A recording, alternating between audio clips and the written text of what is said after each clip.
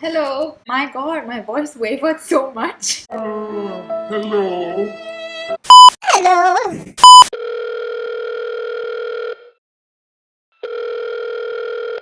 Hello? Hi. Hello? Hello? Can you hear me? Can you hear me? Hello? Hello. Can you hear me? Can you hear me? Hello? Hi, okay, 3 things. Number one, we recorded this video 3 weeks ago, so if the timeline doesn't make sense, just keep that in mind. I had my exams and it took me ages to edit it. The lie was very, very understanding, so just keep that in mind. Number two, we don't mean to sound self-righteous or preachy at all in this video, so if you have an opposing opinion, just comment it below and we'll have a conversation about it. And number three, if you're coming back, thank you so much. Okay, enjoy the video now. I'm gonna stop talking.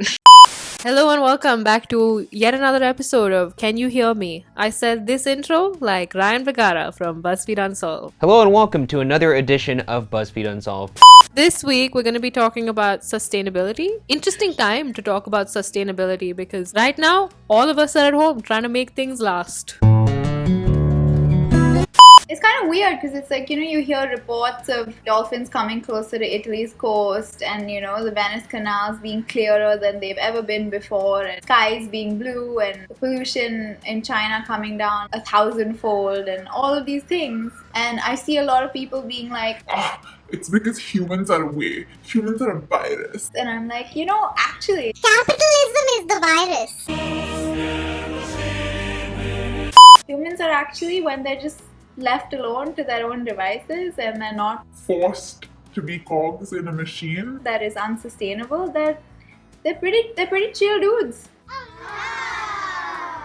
Yeah, this, like we were talking about it, it's just like, obviously this is for people who have the privilege to do these things, but it's like at this time we're all social distancing, and we're all in our homes and just like not really interacting with other people.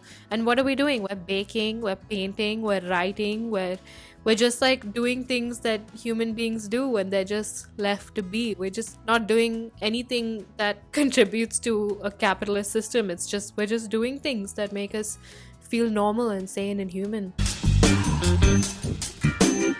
You remember when we were younger and it was just like, life was so simple. It was kind of like you'd wake up every day and you'd put on your school uniform, and for us that was just kurtas of different colors. Those would last us like at least a year or two.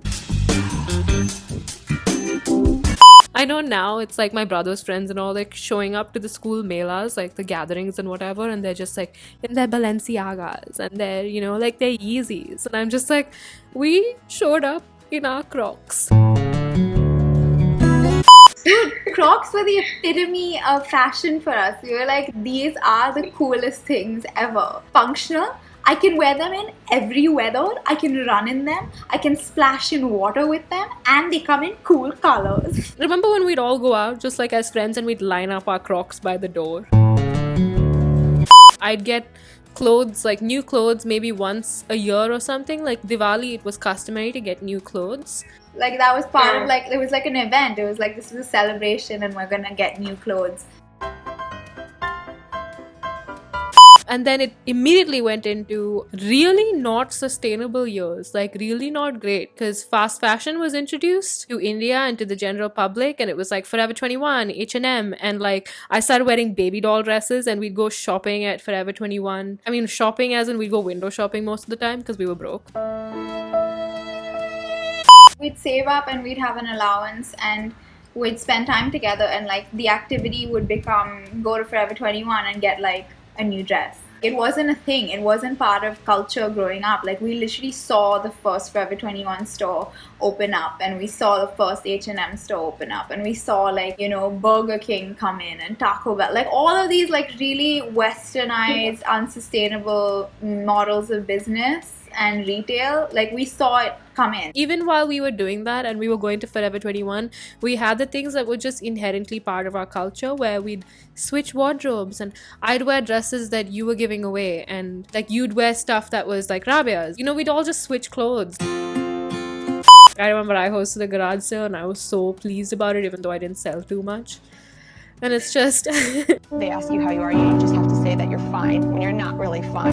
That was the thing. You got like quote unquote new clothes because like your mom's friend was like clearing her wardrobe, or your friend was like wanting to just get rid of like stuff that didn't fit her anymore, and like that was how you would get like new stuff in your wardrobe, and it wouldn't even be new. even if you had like a giant rip down the front of your dress, what would happen to that dress? You just give it to your like mom or your didis, or rip it up yourself, and you'd use it as like rags around the house to kind of like clean things and like take things out of the oven. And it's just like everything was used for other things until you couldn't possibly use it anymore.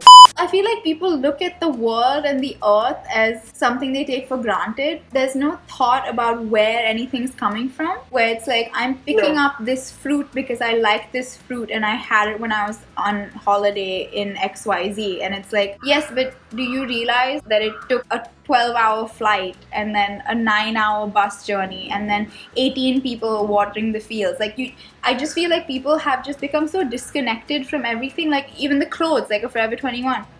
You're not thinking about the young person who's getting paid nothing in a factory in Sri Lanka who's made this dress that you're buying. And I know that sustainability is a privileged thing as well, you know, to like buy sustainable stuff, but that's not even what I think anyone's saying. It's just like, be frugal. Like if you're gonna buy something, use it. Like the whole seasonal thing with fashion, it's insane. It's an invented thing, right? Where it's like autumn, fall, summer, winter fashion.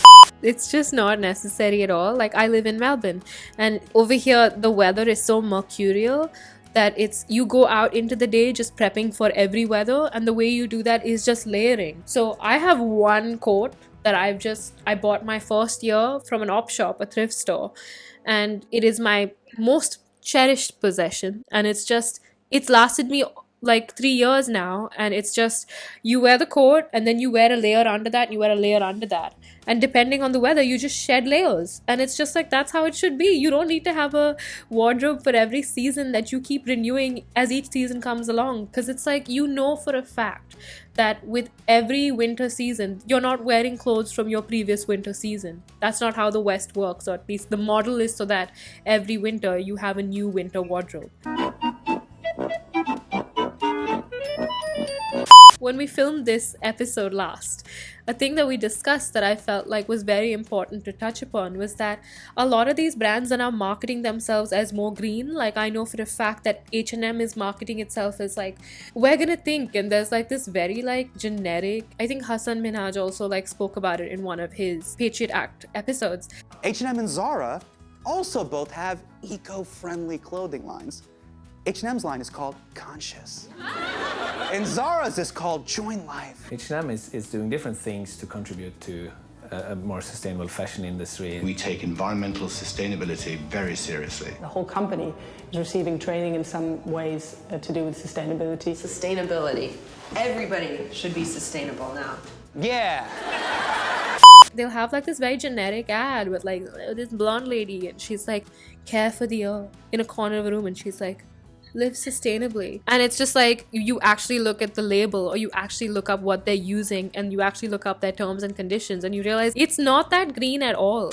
There's like an industry standard where you're allowed to call your clothing item recycled or like made from recycled whatever, or ethical, if you use like some really small percentage of recycled fabric. Like I don't know, you use like 8% of like recycled plastic to make your dress, and you can be like, it's a green dress. You know what I mean? You see that people have a desire to be helpful and be sustainable, and massive corporations are just, as usual, taking advantage of that rather than actually being better. It requires an entire system change, obviously, but I think you could just assist the takedown of a system by not feeding it. Just help take apart this system by not feeding it. Like, shop local, live sustainably, don't buy entire new wardrobes. If Kim Kardashian is wearing something, don't go then buy the cheap version on Fashion Nova. Don't do that. It really does nothing. Like, why prioritize clout over the earth? Put that on a t-shirt. A really cool thing that people with a lot of influence can do is not feed that system as well. So then by default, their fans aren't feeding that system. I know merch is a huge thing right now, but it would be cool if you actually did what H&M is claiming to do. And it was stuff that would be good for the planet. Limited stock maybe, so that it's not so much. We leave you with a thought at the end of this episode, and that thought is just think. Before you perform an action or do something or buy something, just take a second and think about it. Do you actually need it? Probably not. Be wise, think about things other than yourself, and wash your hands.